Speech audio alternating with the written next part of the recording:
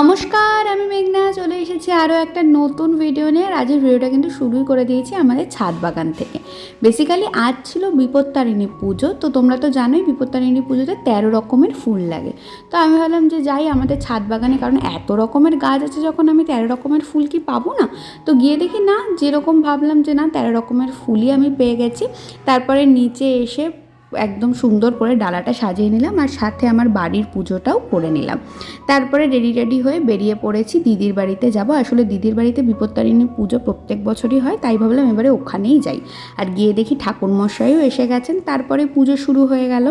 তারপরে পুজোর শেষে ঠাকুরমশাই মাথায় তেল ছুঁয়ে দিলেন এবং দিদি মায়ের সিঁদুরের টিপ একটা পরিয়ে দিল। তারপরে চরণামৃত খেয়ে আমি উপোসটা ভাঙলাম। তারপরে একটু ঠাকুরের প্রসাদও খেয়ে নিলাম। আর এরপরেই ঠাকুরমশাই মায়ের সুতোটা হাতে বেঁধে দিলেন। ব্যাস এইটুকুই এই পার্টে। এরপরে কি করেছি সেটা আসছে নেক্সট পার্টে। ততক্ষণের জন্য টাটা।